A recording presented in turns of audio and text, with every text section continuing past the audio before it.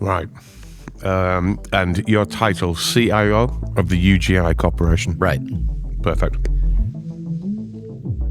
It's going to finish this. Yeah. Well, I was just going to say, Dave, you picked the worst possible time to put a mint in. I don't know why you did it.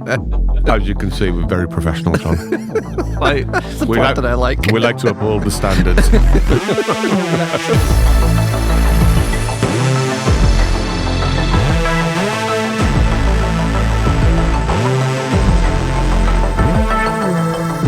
I'm Dave Chapman. I'm Esmee van der Giezen. I'm Rob Kernahan. And this is Realities Remixed, an original podcast from Capgemini. And this week, we are going to look deep into the business-tech divide.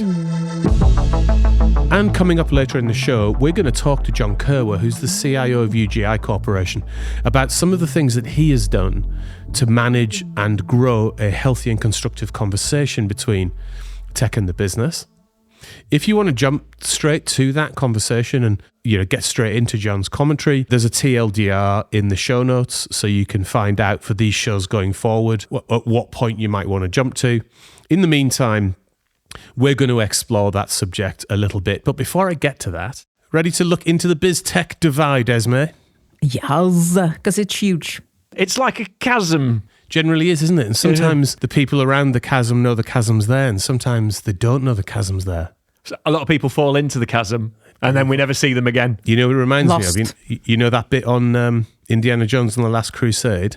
Oh, yeah, classic. Where he gets towards, he's nearly there, he's nearly found the Holy Grail, and he has to cross the chasm. Oh, yeah. And how he gets across? The leap of faith, where he just stands and he takes the... He throws some sand across. Yeah, and you need to find the pathway. That's a good metaphor for this one, isn't it? The sort of like find your way, and it's very difficult. Now, before we get onto that though, Robert, talking about finding your way and very difficult, someone's got a new toy, Esmee. Has Robert told you about his new toy? What? Oh, no. I'm so confused. You're confused. I'm confused. What's this? Come on, Robert. Hey? Show it. Yes, he can't show it because I'll give you a clue, Rob. It's plugged in your kitchen. Oh, yeah. Okay. Yeah. I'm over caffeinated after Christmas. Yes.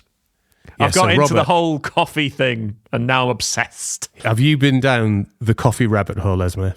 Yes, I have been, and I've also found my way back. Where do you stand on putting a couple of drops of saline in your coffee? Oof. Not too much effort, I love the idea of brewing coffee, but it takes so much effort. But please do tell Rob. Oh, I don't put it in. I'm like, I want the easy path through. I got one of those machines that does it all for you. You just let your bean grind Is it size or whatever. fully automated? You'd still get the handle thing from the grind and the tamp you have to put across and then select all your options and everything else. It's all digital. It's all digital. Like a real barista, the handle thing. Yeah, you have to crack the he's handle. not on top of the terminology, is he? No. The handle. The handle. What's it called, that thing? Don't know. What is that thing called? The handle. Which you put Why the don't you coffee in, you tamp quickly- it, you scrape it, tamp it, Quickly whatever. Google it, Robert. No. What's that thing called? Ask AI. Ask AI. So for those who haven't been down the coffee rabbit hole, it's an interesting world in there, in the sense of like all of very, very specific measures for coffee beans, and also to get a good crema, you're not supposed to use old coffee beans. You're supposed to use recently roasted ones, I believe. 1 week, and then you've got a 3-week window, and then they go again. So you've got to roast, wait a week, and then you got to use the beans at that point. A mate of mine got a coffee machine, pretty much the same one as you, Rob, a couple of years back. And it took him months to a point where he was he nearly sent the machine back, like calling up about there's a problem with my machine, Ranting. the crema's rubbish, which is a hilarious concern in the first place. And like right at the very beginning, I'd said, are you using dried out coffee beans? And he was like, no, don't be ridiculous. I get good coffee beans. Anyway, turned out to be that problem. It is the coffee beans. So I've tried that. I put like supermarket stuff in and then put the fresh stuff that's roasted. It makes a massive difference. It's called a portafilter, Dave. It's called a portafilter. Portafilter. And then the thing that goes in it is the portafilter basket. They've thought about that, haven't they? There you go. Well, top news from Rob there. I'm glad we figured that out. I'm jittering now. I have an increased amount of jitter associated with my days. What is your current favourite coffee to make, and do you think you make it to a professional standard, Robert? So, I'm not going to judge the professional, but I am doing the Dutch Crema, 1. So I like the way the Dutch do their coffee, sort of smallish, bigger than an espresso, but a full you're just trying to curry favour. Absolutely. Yeah, We that's like the way you do tea. Yeah, there you go. Hey, mutual respect. No, but I do like a Dutch coffee style, so I tend to go with that rather than the Americano or the espresso. Crema. Talking of tea, it's a brilliant bridge because, like, before Christmas, I went to a famous tea room in the north of England in York called Betty's Tea Room. Oh, yeah, exactly. Classic, David. Classic in Harrogate. How do you There's say one in Harrogate Harrogate? and one in York. How are you saying Harrogate? Because you're from the north. I say Harrogate. Oh. I've lived in the south for You drop years. the H, Harrogate. Oh my God. Anyway. Call yourself a northerner. Really, really nice. And this is a niche. I recognise this is niche subject matter. We will get onto the subject of the pod in a sec. But Betty's Tea Room blend is really absolutely excellent, I have to say. We're not sponsored by Betty's, unfortunately. Other tea rooms are available. Yeah, but Who Betty's is Betty? Tea Room blend. Who is she? I don't know. I don't know the law. We'll maybe look into that at some point. But here's where I was going to go with it. This is a bit like you trying to ingratiate yourself a second ago, Rob. But I'm late. I tell you what, I'm late to the party on. Black tea with honey. Oh, no. Black tea with lemon, not honey. Why does Honestly? everything have to be sweet? Why does everything have to be sweet? It's like the tomato ketchup thing. Here's some nice food. Let's make it taste of sweet tomatoes. Why do people... I'm with Barack Obama. If you're over the age of 8, you shouldn't eat tomato ketchup. That's what he says. Is that Barack Obama? He No. has said that. And I mean, he has said it. that's one and of his lesser known disagrees quotes, with isn't him. it? That's But one of his lesser known quotes. I mean, no less effective than some of his Hope stuff, but you know. That's after all the things he did and all the things he said, the one I remember is if you're over the age of 8, you shouldn't be eating tomato ketchup, and I'm with him on that. I think I'm 10% ketchup. Why do you like everything tasting like sweet tomatoes? It's a ridiculous thing to do. If you want the love the tomato sweet flavour, taste. grill a tomato and put it in it. I thought you were supposed to like mayonnaise. Yeah, the Dutch mayonnaise Aren't thing. you Why supposed to like mayonnaise more? Oh, why choose? I put them together and then even also put apples. That's a prawn cocktail sauce, though, when you mix them together. That's a yes, Mary Rose. but without the alcohol. Yes. What do you mean without the alcohol? Why would there be alcohol in it? I'm actually on my alcohol-free year. Huh? Alcohol-free Yeah. year? Yeah. Oh, but you don't drink that much anyway. No. So it's not- it it's really not like- doesn't make a difference. Yeah, it's not like you're coming off 4 nights a week sort of thing. Can you imagine? Well, there you go. We started at coffee. We've ended up with a prawn Mary Rose sauce. So everybody's much... Full circle. Yeah, full circle. Drinks There we go. We've covered. completed, yeah. All right, then. Let's move on to our big subject of the day. We are going to talk about the divide between technology organizations and I'm using air quotes as I say this, but the business, and how we end up with sometimes not the best conversation between the two. And later in the show, I'm delighted to say we'll have a guest with us, John Koerwer, who's the CIO from UGI Corporation. And it's a big and really interesting conversation, I think. And part of it, John talks about some of his philosophy on that. But I thought before we get into it, we would just try and identify and put some parameters around what the problem is. I'll tell you where the problem started, David. I'll tell you where the problem started. When computers were introduced, it tackled finance tasks. And so most computer departments in their beginning started under the CFO. Now, you got to love a CFO, you know, cracking people, but they shouldn't have led the IT into the business. And so it's always remained a cost center under a part of the business that's hidden away and forgotten about. And then IT start to permeate everything. And then suddenly this disconnected team in the corner that everybody just thought was a cost center suddenly is left, and that chasm that you discussed at the beginning has been created. So I think that it was like 30, 40 years ago, that organisational decision has been the real reason why IT remains disconnected from the business in some organisations. Yes, so just a couple of extra ideas to throw into that, which I think build on the same point, if I think about it.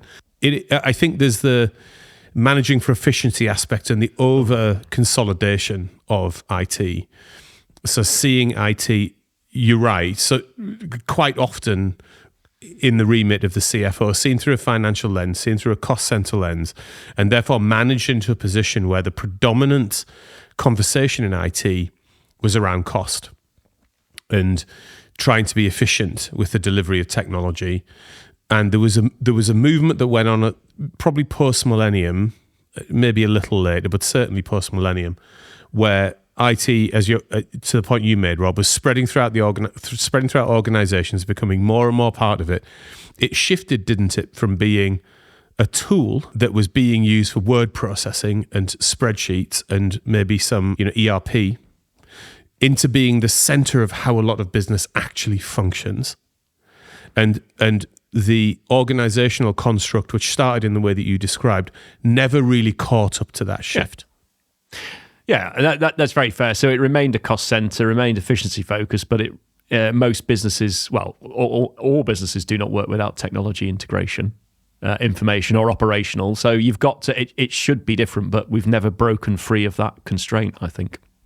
I think it's in the core of tech development, right? It was a lot of beta, even understanding what a machine could do. Yeah. So it has a lot of numbers. That's the first thing that, a computer could actually do and make it understandable. So I think that's, going to your point, Rob, obviously CFO related.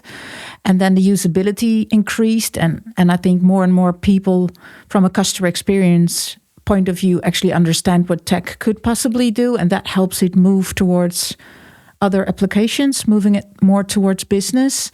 So I think it's in the core of tech development in itself, moving from beta to more business perspective. And there's quite a stark reality when you look at businesses that are technology is their business. So streaming services like, I don't know, you take the Netflix, the Spotify's of the world that use technology to create the subscription business model, what they do very successfully. They're a good example. Everybody talks about the way they operate, chaos engineering and the Spotify model. Does it work for other businesses? Raging debate. But actually, where tech was your business, you see this beautifully integrated tech and business type model. It is one and the same. It's fused. Often in newer companies also exactly. that haven't got the legacy of those early decisions. Where I've been around since the 50s and I'm in manufacturing or I'm in complex global supply chains, you have to agree that there's certain constraints, and maybe some people try and do too much of let's be like a tech startup, and you go, but you're not a tech startup. You've got these horribly complex physical things that you have to deal with. You've got to accept that you've got to be a bit different. I think sometimes people over-index on the highly successful tech companies and forget what they are, and so they try and implement something that's not practical. You say you can't take a company like yours and turn it into a company like that. That's not your business model. It's got to be for you. During the sort of outsourcing boom in AI, which was also driven by sort of efficiency goals and things like that, is that a lot of IT shops during that period of time became very good at supplier management and perhaps less good at technology and tool development and an application to whatever business it needed. So you had then 3 layers away from the actual core face of tech. You had the business consumer person, then you had the IT department, and then you had the supplier, who were the ones that were often at the coalface, and that created even an increasing distance. And I think you must always remember that operating models need to be tied to the technology that they're operating. So mainframe required everything to circle around it. Client server needed, it had coupling in it. So we had to change our operating structure to manage coupling, but we could be more free and more distributed. Cloud native allows us to decouple much further, which means product teams are able to think about business outcomes, etc. So over the last 15 years, because of technology change, it's allowed adaptation of operating models. So I think when you talk about the early noughties and what ERP was doing at the time, the operating model had to beat to the drum of the technology. Now the technology allows us to be much more free. It's allowed a different way of working, etc. So we must never forget that companies with legacy who have those types of old operating models did it at the time probably because it was a necessity. Yeah, absolutely. Absolutely. There was lots about IT at the time that was a necessity. You make an absolutely excellent point, which is design your organization often around the technology, and that led to, and that was really another way to put it, is around the constraints of technology at that time, including things like lead time on equipment and all of those sorts of things. Now, you sort of bridged there already, but let's talk next about the fix that is required here. So what we've seen, certainly since the first couple of years of the advent of cloud, is a shift here. I think partly to your point, which is there is something about cloud and then all of the technologies that come off the back of that style of delivery that removes some of those constraints and therefore allows the kind of rapid connection between business decision, market signal, and being able to implement it in the technology. And that shows up in things like product-centric organizations. So, Robert, very briefly, set out product-centric organization, and more from a perspective of what makes one successful. Yeah, okay. So, a product at its core it either creates a great experience for a human at the end of it, or it achieves a business outcome that's significant. And so what you do is you build everything around the technology to facilitate the outcome of the experience. The product itself should have all the things it needs to be independent and all the things it needs to do to achieve its outcomes or its experience. And so I'm not coupled. So I'm loosely coupled. I'm able to operate with autonomy. I've often thought you were loosely coupled. yeah. I like it. No, but I don't need anyone else to go fast and deliver my outcome. And I know how to work with everybody else around me. So I've got clean communication pathways. I have a financial model that allows me to create my outcome. I have all the capability that allows me to do that outcome. And I know what the experience is that I'm trying to achieve, or I know what the business outcome I'm trying to achieve. And then all the technology and everything else piles behind that to go on that goal. And you should measure yourself against business metrics and business outcomes and drop all the useless IT measurement that doesn't actually tell us whether we're being successful or not. It just tells us about what the technology is doing. So if I was to sum it up very quickly, those would be the things I would want to see in a successful organization. And as when you think about the human aspect of this, and and maybe the human aspect within the context of how fast markets are running these days and being able to adapt to what's going on, what resonates with you in terms of good interface between business and technology, maybe in the model that Rob suggests or a different one? Yeah, in the last couple of weeks, I've been working a lot with teams on team DNA. So strategy sessions are mostly about market. What's the market? How is it responding? And then how do we want to be? What is our strategy? But the question is, and I think that's what Rob also said, especially when you're already in business for quite some time, sometimes you see a lot of marketing around who we want to be. And then there's a huge perfect, we all know those liners. And then we have values all on the walls. And then we're supposed to act differently. But now I've been working a lot with Team DNA, which actually works with who are we really? And it's quite confronting, to be honest, because maybe you are a bit dull or not so fancy or not so sexy, but you're steady, you're trustworthy. What are you trying to say? It's not a therapy session for Dave. It's not. We're not. Hang on, get off the therapy. That's later. That's later. I thought you were talking about me. Wait. Oh, it actually says a lot that you're reacting. You know that, but we can work with that. Don't psychoanalyze me on here. Yeah. Okay. So if you go to that DNA, who are we truly? What we were meant to do in the first place? What is your reason of existence? And then go to, okay, how does that show up in tech? How does that show up in customer interactions? And how, so that you can really drill down all the way to strategy, but also in how do we show up in partnerships?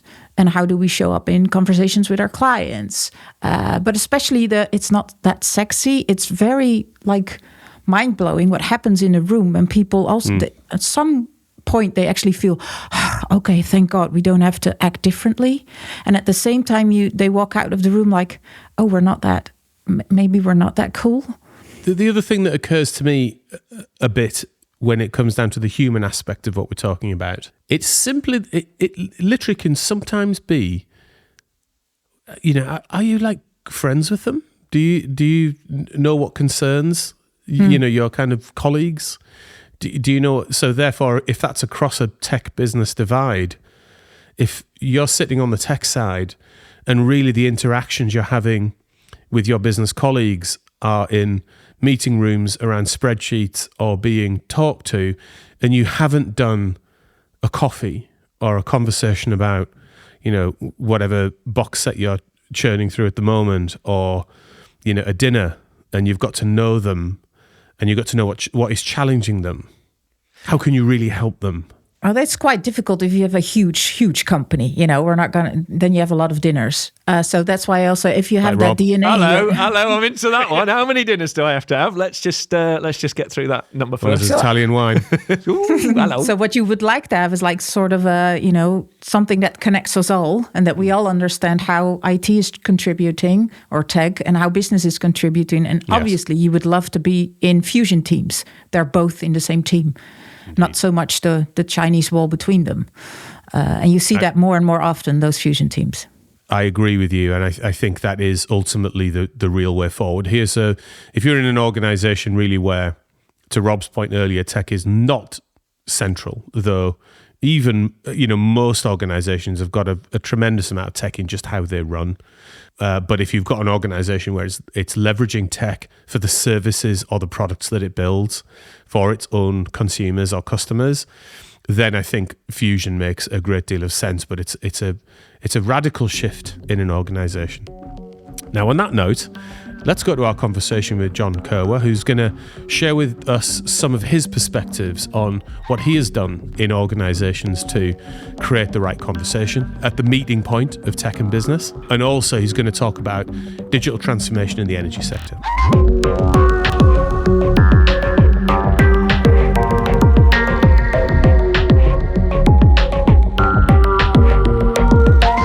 So we're here with John Koerwer, the CIO of the UGI Corporation. John, how are you doing today? Good. Welcome. Thank you, Dave. Lovely to see you. You too. Tell us a little bit initially about the UGI Corporation. So UGI is actually a very old company. We're 140 years old. We were one of the first public utility companies in the United States. We have 4 different businesses. They're all related in the fact that they're all involved in energy transportation. So we have regulated gas utilities in both Pennsylvania as well as West Virginia. We have a small electric utility as well in Pennsylvania. We have a midstream energy company that owns and operates pipelines, as well as LNG liquefaction that we use for peaking services for other utilities as well as customers. We have an energy marketing business as well. And then we have LPG businesses in both the U.S. and in Europe. In the U.S., we have the largest LPG distributor in the country, with the trade name of AmeriGas, which is more recognizable than the brand of UGI, because UGI is more Pennsylvania-based. Right. And in Europe, we have LPG businesses in 15 countries that more or less have the same type of a business as AmeriGas. It's all about energy transportation. Right. And it's transportation to what I call sort of the last mile, which is going to the end customer. I see. And before we dig into that, just in terms of your good self, what was your journey to UGI? So I spent 30 years in the industrial gases business. Okay. Actually started off in the U.S., but working for a company called British Oxygen, which was then merged with a German company called Linde Group. And I moved to Germany at that time, lived in Europe for 10 years in Germany. And then when I came back to the U.S., that's when I came to UGI. I see. Whereabouts in Germany were you? In Munich. How did you find it? I love Munich. It's just the greatest place to live, I have to say. It's a very nice city, isn't it? You're only like 2 hours from the skiing as Oh, well. yeah. Well, they It's had a brilliant. Our kids were in the Munich International School, which is a sort of an international school for people who don't speak German.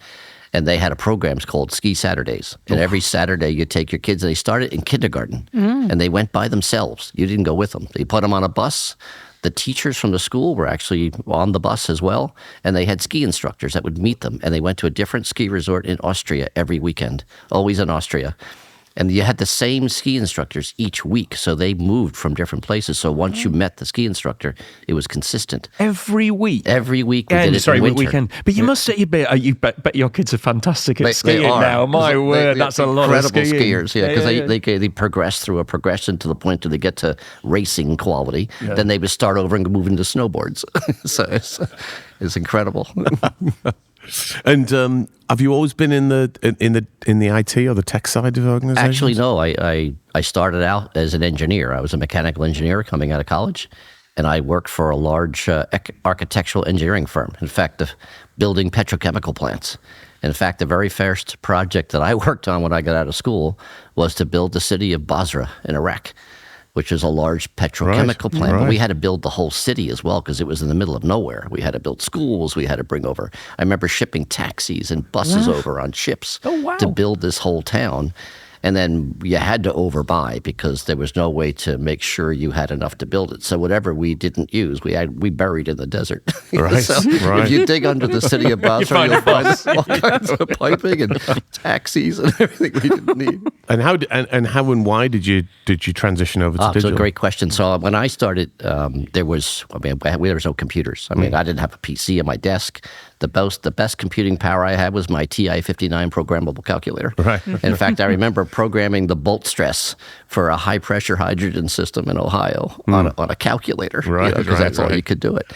And then we actually partnered with with Cambridge University, who produced a 3D design system called PDMS. Right. It was the first of its kind. When I started building large-scale petrochemical plants, we used plastic models, scale plastic models. We had a huge model shop and built the entire petrochemical plant in a scaled model in plastic. And you had little people on sticks, and you would stick the people in to make sure they could fit. Brilliant. Right. Go up the ladder and fit between the pipes, and then you would actually make the drawings off the model. Right. The people who drew the drawings to cut the steel pipes, they would actually make it off the model. Well, what Cambridge designed was this way to do that in 3D design on a computer instead of a plastic model. Right. And we partnered with them. In fact, we bought the rights to the software and started to develop it on our own. And I got involved in that because I was a piping engineer. So, of course, I got heavily involved in this project. And that's what transformed my career. I now want to be in IT. I don't want to be an engineer anymore. I mean, obviously, using something like PDMS far more accurate, lots of reasons, faster, but it doesn't sound as much fun as having little people in a model. No, I mean, I'm going to go, I prefer the models. Do you also do the voices or not? It was very hard to transition. I mean, people couldn't make the change. Exactly as you said, they couldn't see it. Right. You can't walk up and see the entire plant.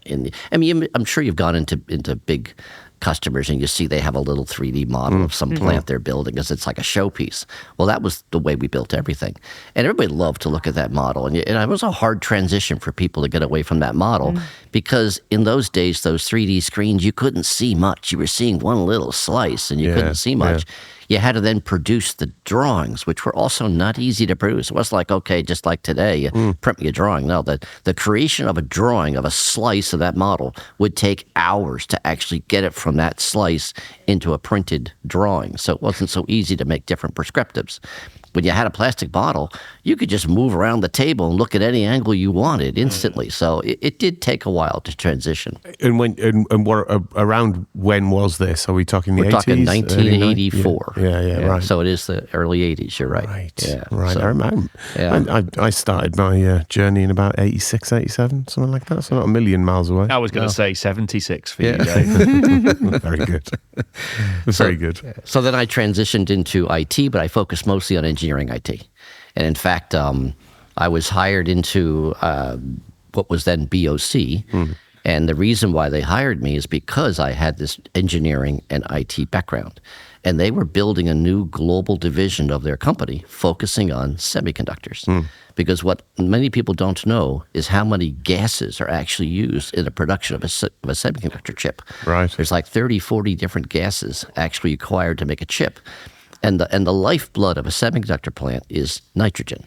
Without nitrogen, the whole plant has to stop and everything in it gets scrapped because it provides the inert atmosphere for all of those tools. And as you're making those chips, any impurity whatsoever destroys the chip. Right. So that nitrogen, very, very pure nitrogen without moisture, was critical to the infrastructure or the manufacturing of chips. So that, if you go back to the early 90s, this is when the DRAM plants were exploding all over the world, especially in Japan, in Taiwan, and in the United States, and a little bit in Europe as well. And what those manufacturers of those chips demanded was exactly the same quality in every country. Right. And the industrial gases companies were not global. They were not designed to deliver a global product to a global standard. So we were creating a new division focused on that. And I was part of the engineering IT team to create technology to then allow us to design the gas systems in these fabrication plants. Right. And in fact, in 1992 was the first AI project I was involved with. My first person I hired was a graduate from Princeton University with a PhD in artificial intelligence. And we built a AI-based system to automatically design the piping systems throughout a septic. Was that Expert Systems at that point? It was Expert Systems. It was actually technology called Wisdom Technology. Right. It was all based on CLOS, or Common Lisp Object System. So it was cumbersome to use. But it was a neural network. Right. And you would build objects, and they could interact with other objects, and we could then create mathematical models in every object that could permeate down the pipeline. Right. So we could measure moisture. The whole point of the model was to be able to predict the moisture in the gas and how long did you have to blow out the system to get the moisture to an acceptable level. And it's not only just a one-time effort, because if a component fails in the middle of a process, you have to take that component out, put a new one in. When you put a new one in, you introduce all kinds of moisture in the system. Yeah. And now you have to say, how long do I have to run this pipeline without producing anything until the moisture is acceptable? Right. Nobody could calculate that. But this system could calculate it. Right. So like early dabbling with kind of high result and high business value technology. Perhaps we'll return to that theme shortly. But you find yourself at UGI, and you gave us a bit of an overview of UGI and how it's structured and the fact you're in energy transportation. I think one of the interesting things about the nature of the company is how localized it is in terms of structure. Yes, I mean, I've worked. I said there's different types of global companies. There are global companies who have global products and global supply chains, and then there are companies like us who actually have local products and local services. And our local focus on our customers is the key to our success, as opposed to a global product such as something like Apple would have. We have a completely different company with a completely different approach. So one of the things that I've always done, even when I worked in the industrial gases business, which was very similar, by the way, we had operations in over 100 countries, but you couldn't transport nitrogen between one country or another. You couldn't transport it more than a couple of 100 miles because it would actually disappear. You're transporting it at 300 degrees below zero, and it vaporizes all by itself in the truck, so you can't go very far. So by nature, it had to be a local business.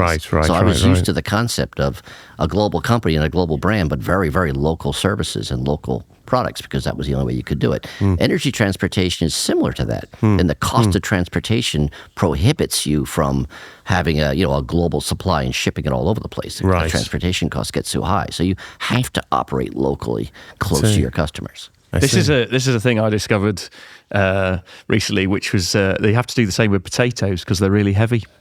Right. They're incredibly expensive to transport, so it needs a local infrastructure to get your potatoes. Same thing. And it's like chocolate, because chocolate has this issue where the temperature really affects it. So if you try to ship chocolate, it gets all messed up. So you have to produce it locally. Yeah. So the product literally is demanding the business structure that it needs. Right. I wonder if we talk a little bit about the nature of the culture at your organization before we get into then how, from a technology perspective, you can support that. That's a really great question, because we've gone on a sort of a cultural transformation. We started about a year ago, and we got together as an executive team and started to look at what is the culture we want to produce in our company, and we came up with 4 core stands that define our culture.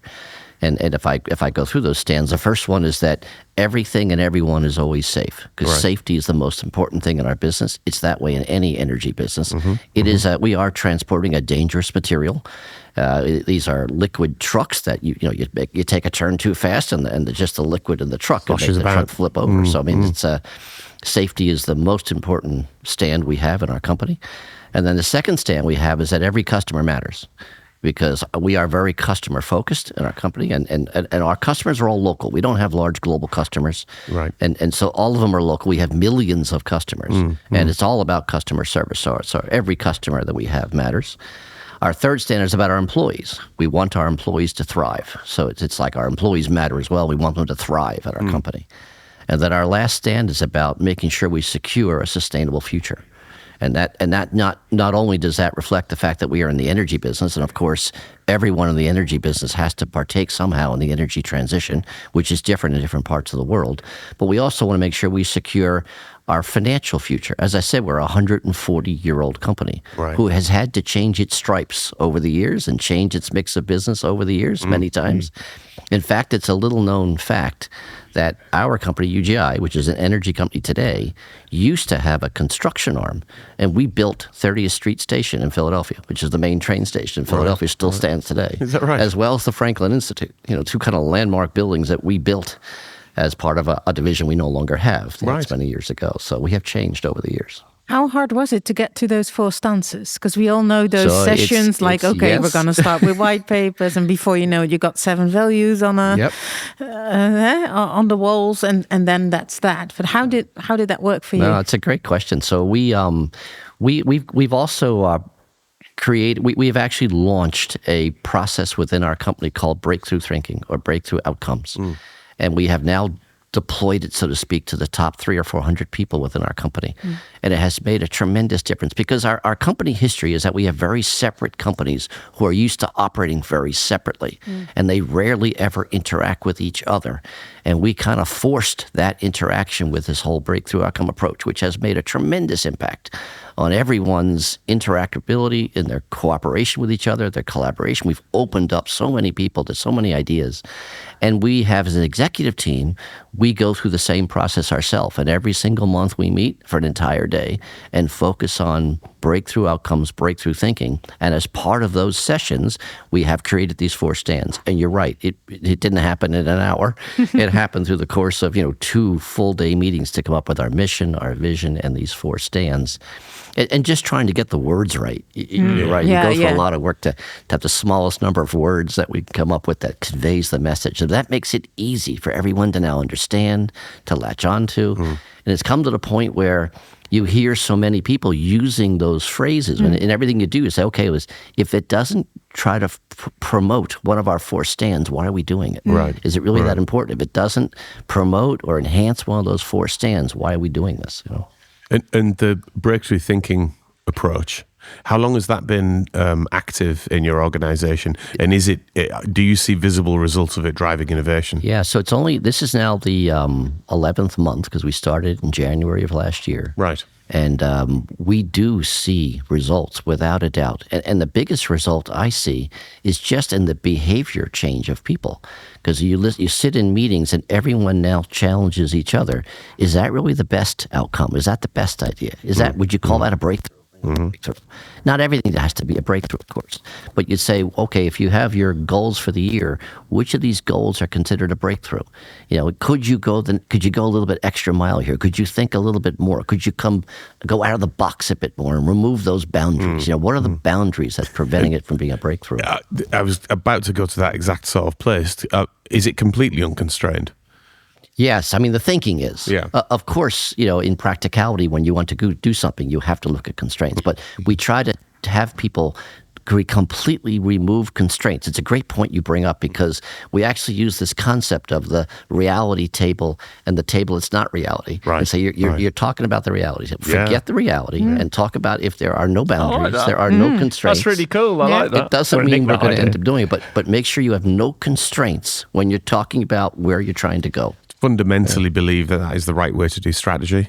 Yeah. Because if you do it from reality up, it's inevitably It's all compromised. constrained. It's compromising. You don't even know it's compromised because it's your own thinking and your own files of what has happened to you in the past, which is subconsciously limiting your thinking. Do you have an example of a breakthrough outcome? So just a recent example. It's a simple one, but we had a situation coming up where our utility had to go forward the rating agencies to get their credit rating renewed. And we've had some business units that have been kind of dragging down our corporate financial picture, which has been impacting our utility. Now, our utility, obviously, spending capital is the lifeblood of our utility and its return. So it's very important that they have as high a public rating as possible because it affects our ability to borrow and affects our cost of borrowing. So we've been going through these rating agency processes for quite a while. We know the challenges we have, and we made a decision to say, hey, let's take this a different way. Let's actually bring the people from the part of our business which has been kind of dragging our business down a bit. Let's bring them with the team to the rating agency and have them explain what they're doing to turn around our business and how we're using our whole breakthrough approach to turn around that business. that process yielded in an actual upgrade of our rating instead of a downgrade that we had expected. And so it was a very simple example of what we call a breakthrough outcome. And that's also including the voices that maybe usually were not part of the conversation. That's right. If they weren't there, we don't think we would have achieved that breakthrough outcome. And we actually went through a breakthrough thinking process to say, okay, what could we do to change the outcome? We think they made up their mind before we actually got there. We were convinced they had made up their mind before we got there, and we actually changed that opinion during that discussion, which to us is a breakthrough. Very good. If we just pivot slightly, and we'll probably return to that theme, I think, in a second, because I think it is a very progressive thing, I think, to have like an innovation tone like that running through the company. Yeah. But before we delve any further into it, I just want to talk about the tech organization itself that you run. Sure. Give us an idea against that heavily localized structure that you're describing from a business perspective. How have you organized your supporting tech? So it's a great question. So for the last 50, 60 years, we have run completely independent companies and independent HR, finance, IT, everything independent. Right. 3 or 4 years ago, we decided, hey, let's try to bring the functions to the center and get a little bit more synergy, get some productivity improvements around bringing HR, finance, IT to the center. And so I was tasked with the IT team. Let's form the IT team, bring it to the center. So we eliminated the CIOs of the individual businesses, and we condensed the organization. So, were you doing that as a cost play fundamentally, or was there other outcomes that you wanted to try and drive from it? There was other outcomes. Of course, cost was a factor, but one of the bigger outcomes to us was talent retention. Because if we look at, if you have an IT team that works in one individual business division, there's only so much room for expansion. There's only so much career potential in that one business. If you then combine 4 businesses and combine the IT organization to a bigger one, you then open up new career advancement possibilities for that same talent. So to us, it was as much about talent retention as it was about cost. And how, when you look at the diversity of the way the independent CIOs had implemented everything, was it broadly aligned, 80% aligned, or was it sort of like it was about 20% overlap and then the rest was all crazy? You couldn't get any more diversity than it was amazing to me that, I looked at, for example, endpoint detection. We had 18 different endpoint detection systems when I started. We had 9 completely separate email environments. When I joined the company, you couldn't look up an email address from someone from the business. Crazy. You had to have the business card. You actually took pictures of their business card. Oh, wow. What year was this? So I joined in 2017. Wow. And you could not look up an email address from someone from a different company. I see. You couldn't schedule a meeting because their free busy day it was blocked. It wasn't shared. It's sort of maybe to cut them a bit of slack. It sounds a bit crazy, but of course that's just how the business was structured. That's how the business operated. They were independent. They had a lot of freedom though, so each business could do what they needed at the time. Yeah. So there is always that freedom versus central control point, isn't it? Well, I assume that was key to the balance. And that was key to the balance. So I had to decide, what is the balance I'm going to create here? So I actually created what I called business aligned sections and central sections. So I took IT infrastructure, IT security, governance, and made strong central teams. But all of the IT application teams, I kept them business aligned, which means they were completely autonomous from each other.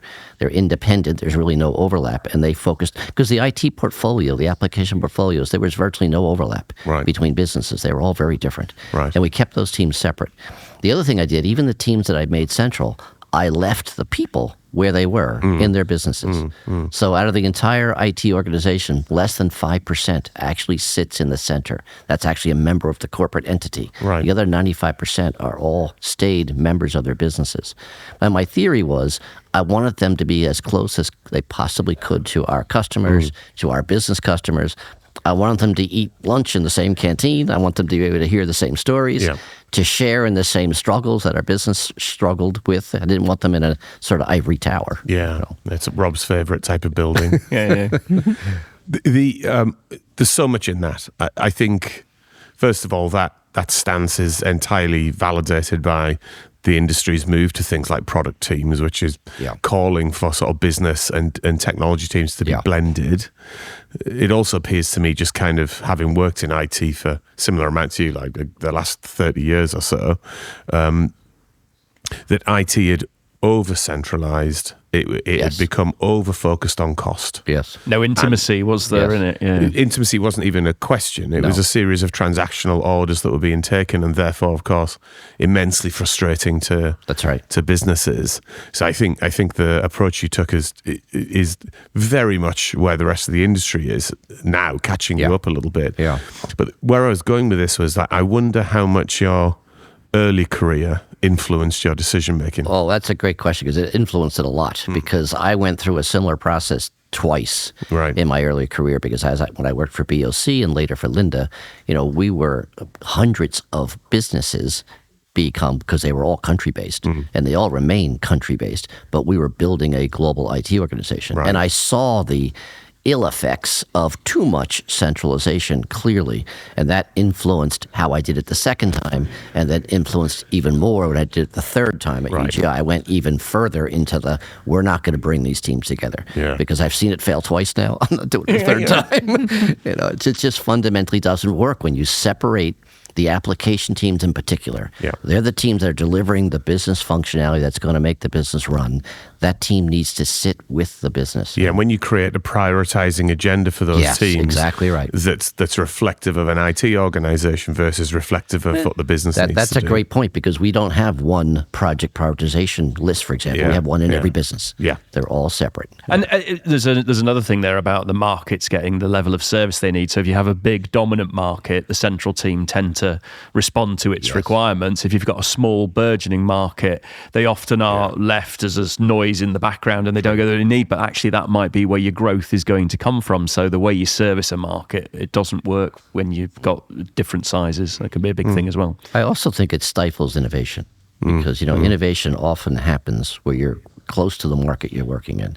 If you try to innovate only at the center, you ignore the whole customer factor. I mean, our enterprise group services no customers. I remind people all the time, we don't service any customers here. They're all at our business units. If you're going to innovate at the center, you're innovating as far away from your customer as you possibly can. How does that make any sense? It doesn't seem right, does it? Yeah, it seems backwards. Right. And are you dealing with, in that construct, because you inherited an organization that was in its different dispersed businesses, and you went through a consolidation journey, what kind of cultural shift in either IT or the business have you had to deal with, if any, given the history of it, to create the join-up you're talking about? And slight extension of that, which is on the business leader side of things, how much have they welcomed that versus, tech feels like your problem, why are you making it my problem? Yeah. So, I mean, the fact that we left our application teams with the business, and what I did was everyone the people who lead that organization, they report to me and they report to the business head. They jointly report. And they join the business teams, management teams. And I tell my team all the time, if there's a conflict between what I need and what your business leader needs, it's a clear answer. You don't have to ask me. You don't have to question. It's your business leader. They will win every time. If you have a 2-meeting advice you have to pick, you don't have to call. It's easy. It's an easy answer. You pick the business, because that's what you're there to serve. So that made it easier for the business to accept. They saw it as, okay, this isn't a big change from where I work. Does it feel like IT just trying to roll me on something? Yeah, exactly. So, I mean, I think that's key to making the process where, of course, there's adjustments. And of course, the biggest issue we had really was the fact that the businesses didn't exactly trust each other because they didn't know each other. So they were very wrapped up in their own agenda. And that collaboration across businesses was tough to create. So what we did was we created a governance process by which every single month, every individual business IT team would basically share all their projects and all their progress with everyone else. So that whole combined team became the governance team that would question and challenge, hey, how is your project? Why is it behind? Why is it this? And so that educated everyone. And then through that education, you find all kinds of things that say, hey, I'm actually trying to do the same thing, or we have the same challenge. Can we use what you're doing and learn from that? And did you have your sort of hybrid teams now, or is it more the people that are reporting to you, like the technical people in that conversation? So, I think if we talk about recent introduction of AI, we talk a lot more about hybrid teams. But I mean, what I was trying to foster all along was close collaboration between IT and the business. We have, and that's always key to me, I think, to actually, you'll move ahead so much faster if those teams work together, as opposed to just sort of throwing things over the wall. Yeah. And I've always been a proponent of that. So I think now with the introduction of AI, we have doubled down on that and even driven that concept far more than we did in the past. Well, let's use that as a bridge into what you're doing with it and how you're approaching that. It sounds like the natural sort of. So I think we're in a point of context with AI at the moment that we're coming out of POC world. Tools are starting to emerge for how you manage then the kind of the 1,000 agents or something like that every organization is going to have. I think Microsoft said recently like 1.3 billion agents globally in the next 3 years or something absolutely insane. So all that's going to need managed at some point. So therefore there's an element of platforming of that to think about. And then I think there's like a governance element of it, which is like, what's our philosophy going to be? Is our philosophy going to be, we'll have a backlog of agents that we're going to deploy out of some sort of central team? I'm inferring immediately that that's not the direction you're going in, or let's let 1,000 flowers bloom and see what goodness comes out of it. I'm guessing you're erring towards the second of those paradigms, but what's your current thinking on the emergence from POC into scaling, and how that's kind of how you're driving business value out of it? Okay, maybe start with the sort of governance and guardrails that we built from day one. So you're right in the fact that this was a challenging question for us now, because we have gone around this approach that our application teams are very business focused. We looked at AI and said, is that really going to be the best way to do it? Do we really want to have everyone doing their own thing in a different way? Right. That scared us a bit. Obviously there's so much about AI that you worry about. The governance is so important. And of course, we started out like almost every other company. We blocked every public AI tool we could get our hands on, so to make sure that we didn't distribute non-public information without people knowing it and so forth. So we took the very secure route of blocking everything. And then we started to deploy small teams to experiment on technologies and see how could this technology apply to our business. And we weren't getting very far with that approach. And then I realized, hey, I need a lot more people involved in this. I'm never going to get some really good ideas unless I have a lot of So ideas. you didn't think, I know, we need an innovation room and we can do crazy things like put some grass on the wall because it'll make people think outside the box. Yeah, no, we didn't go down that route. So I mean, I use the same principle I've used always. I need a collaboration team between my IT team and my business team. So we use the same approach. We actually found ourselves a technology that that we could secure.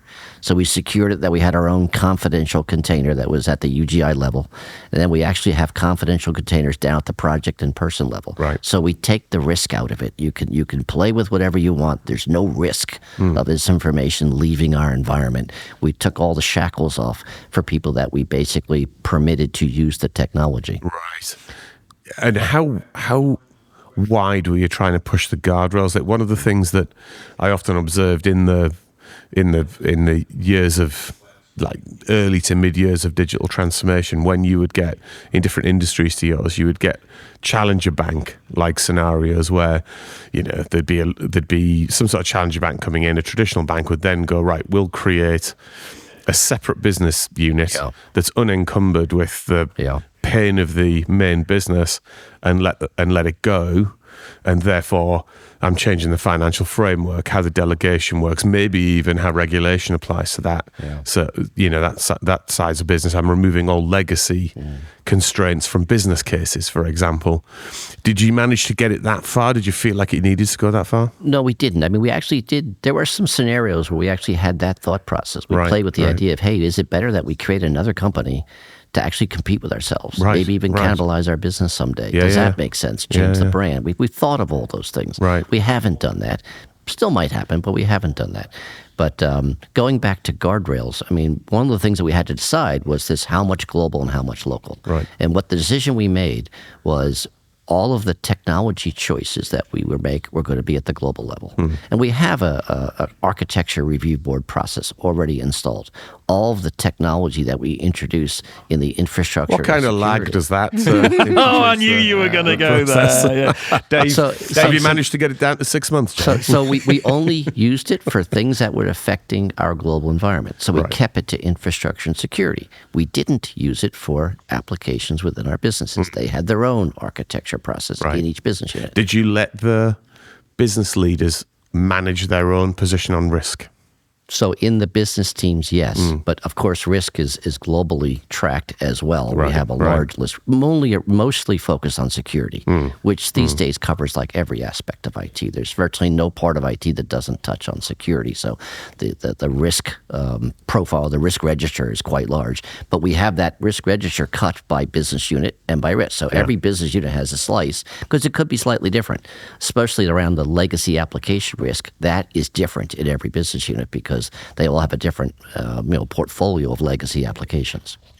One of the things it occurs to me when you do a 1,000 flowers bloom strategy is it's great from an inclusion perspective because everybody feels involved, and particularly with when you bring that together with your breakthrough thinking process and philosophy and things like that, there must be something very powerful in that. Yes. But I'm interested in sort of both sides of the coin. Are you seeing powerful outcome from it? And the other side of the coin is, are you seeing a vast amount of noise as a result of it? So we see both, but I mean, it's easier to focus on the outcomes that are positive. I mean, to me, the biggest outcome that I've seen that is positive is the effect on change management. One of the biggest problems you have with technology, and it's always been the same, is the people aspect. The technology sometimes is simple, but the people part's really hard. It's no different with AI. You have people challenges. Yeah. The fact that we have unleash this technology on so many people, most of the ideas have come from our business users, not from technologists and not from consultants we've brought in. It's all come from our own people. So they're going through the change curve as they're experimenting, and they're actually proving to themselves in a small case, hey, this technology can produce a change here. If this thing got scaled, this would be significant. But that change process, they're creating it themselves. And ultimately, would you like to get it to the point where it's as close to 100% democratized as possible? So one of your business units has an idea, they can personally immediately create an agent. Well, that's exactly what we are doing. So we're going to build projects and we're going to fund projects at the business level. Right. We're not building or funding, and we're not prioritizing globally. That'll happen at the business level, like we've always done for projects. So they'll control their own funding. They'll control their own prioritization. If they have an idea that's number one in their list, it might be number 6 if we combine them all together, but we're not doing that. Say, hey, you have your own prioritized list. You can move ahead at your own pace.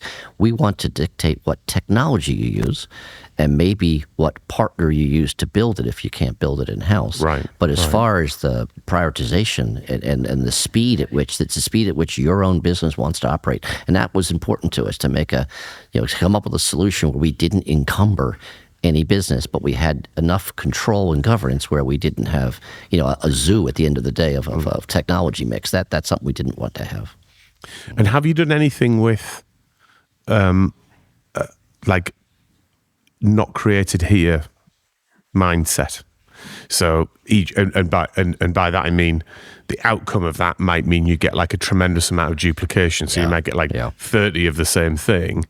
And is that like an inefficiency you tolerate because the effectiveness is so high? There's something in AWS, for example, I think that's the sort of approach they take. They always cut the daisies afterwards. No, it's happened at the experimentation level for sure. But that's one of the things that we could share and notice. We've actually gone through these use cases. We identify ones that are particularly interesting, and then we actually create a team session. And we record an interview with the person who created it, and they show it on the screen and they talk about what they've done. We've then taken these interviews and turn them into videos, and then we push the videos out to the organization. I've even used the videos for some other purposes as well, but it educates our workforce in what people are doing. It also raises the profile of people who were one day an accountant in a business, and now they're known throughout the company because they're on video talking about what they developed in their experiment. And you know how AI works. You've got normal business people now writing Python code and doing all kinds of things, and they're very proud of it. So they want to show people what they've done. It will be it'll be pure natural language eventually, right? Which Exactly. is like, Absolutely. hey, I just need a quick little agent that's going to, right. mock up an entire social media platform for me, please. Can you do it in the next 2 minutes? Right. That's exactly why I think the only way to go forward and be successful is to blur that organizational boundary between IT and business. You can't stay with the traditional approach of, then I'm IT, I'll take care of technology, you just tell me what you want and I'll build it. It's just not going to work that way in the future. You are going to be so limiting to your organization if you continue that mindset. You need to blur those lines and allow people to have more influence directly in the outcome. Because as you say, in a short amount of time, you don't need to be a technology professional to produce that technology product. I think that's a wonderful note to end our conversation for today on. Thank you for spending some time with us today, just walking us through that journey to, I think, like a really progressive and cutting edge way to think about AI adoption.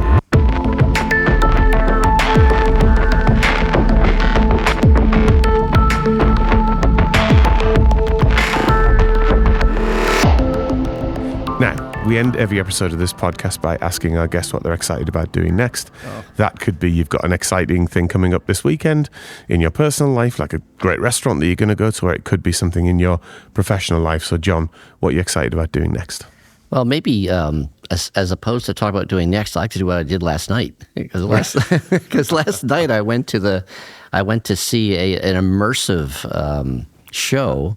It was a Wizard of Oz adapted to an immersive environment. Yes, Google were involved in that. Yes, I think. Well, there's a lot of people. One of the cool things at the end of the show, you know how typically when a movie ends, you see screens and screens of rolling credits. Yeah. Well, this thing is so big that all the credits were up at one time. The entire one screen. like that. All the credits of one screen. So you don't have to remember one you missed before you can look at all the Google's up there and all kinds of companies. So it was really cool to see when you take a movie that everybody knows, everybody saw as a kid, so you know the storyline. And this show, of course, was much shorter than the old movie was. But they've used AI to enhance it and widen it. And now, rather than focusing on a small part of the scene, you now see everything that would have been happening around it. You see forest and trees, and the best part was the tornado. You're immersed in the tornado, and you see all aspects of the tornado you could never have seen in the original movie because the screen was so small. I wonder how did it feel? Did it feel like you were watching, say, like the next generation of cinema? Did it feel like a fairground ride? Because I can't even get my head around 4DX really. Yeah. Like, 4DX, I want to sit still in the cinema, and I don't want water sprayed on me. You know what I mean? Yeah. There wasn't much of that, but there clearly felt like you were in the scene. You felt like you were part of the show. You were ducking. So it actually felt like you were... You're in the tornado. Wow. And when the cow was coming at you were ducking. Yeah, that's a really different... So was it like VR almost? It wasn't that. It wasn't like augmented reality. It wasn't that far. But of course, you weren't moving. It wasn't a Disney 3D thing where your seat's moving. You weren't moving. But you felt like you were moving because the way the screen rolls, you get that feeling that you're moving. So it was. It was made so much better, I think, because of the fact that it was a movie you're familiar with. So even though they shortened it, you knew the storyline. So you knew which pieces they skipped over. They skipped over all the boring parts. You had all the great stuff. Excellent. In a condensed version. It's interesting, isn't it, when you see these new technologies that an analogous one, it's not exactly the same, but analogous one is the ABBA Voyage show that's in London, which is like ILM, recreate ABBA avatars. And it is eye-poppingly impressive. And when I was looking at that, I was thinking, well, what is this heralding? Yes. Because on one side you've got theatrical presentation of films, like, unfortunately, in trouble at the moment, whether it's via streaming or a million other different reasons. And you wonder whether a Sphere-like environment or like an ABBA Voyage environment is going to be the next evolution of that kind of public screening of stuff. Hollywood did create the digitally only actor. Yes. I forget the name they used for a persona, but it was a completely created person. And they put that to the film. So I think you're going to get more of that as well. But didn't SAG go on strike and we're like, no, we're not having any of that? Well, they had that strike when they first introduced it a while ago, and then you're right, they recently came out with that completely created actress. Maybe that's then the the result of the SAG thing. So it's like you're not using my They're identity. not using anyone's image. They created a brand new one that actually had no one's personal. Completely from scratch. Yes, it was pretty interesting. See where that goes. I also have a funny story, something that happened to me last weekend, and it showed a very simple example of how AI can fail. Yeah. And you need to make sure you fact check this stuff. So I was in a drugstore in Midtown Manhattan, and I was getting a prescription filled. So I had some time to kill. I was walking around the store just studying all the new Christmas things that were coming out on display. Right, nice. And there was these tin cans all stacked up. You know, the typical tin can you'd see of holiday popcorn, of different flavors of popcorn. But the can didn't say what it was. It just had a Christmas scene on the can. Right. And this was of a small reindeer with a wreath around his neck and some snow in the background. So clearly a holiday can, right? But they had it, I am assuming, an AI program that produced the signs for what was on sale, the sale signs. And the sign on top of the can said, for sale, had the price. It said, traditional holiday ass. and I'm looking like, how could it have come up with that? Then I realized, that reindeer does look like a donkey. Yeah. And that was the only picture. Human in the loop. No human in the loop. Yeah. And there it is in the store. I mean, no one says anything. Well, on that note, I think that's a perfect time to call conclusion. So, John, thanks again. Really good to see you today. You're Brilliant. welcome. Thank you. Thanks. Bye-bye. If you would like to discuss any of the issues on this week's show and how they might impact you and your business, please get in touch with us at realities@capgemini.com. We're all on LinkedIn. We'd love to hear from you, so feel free to connect in DM if you have any questions for the show to tackle. And of course, please rate and subscribe to our podcast. It really helps us improve the show. A huge thanks to John, our sound and editing wizards Ben and Louie, our producer Marcel, and of course to all our listeners. See you in another reality next week.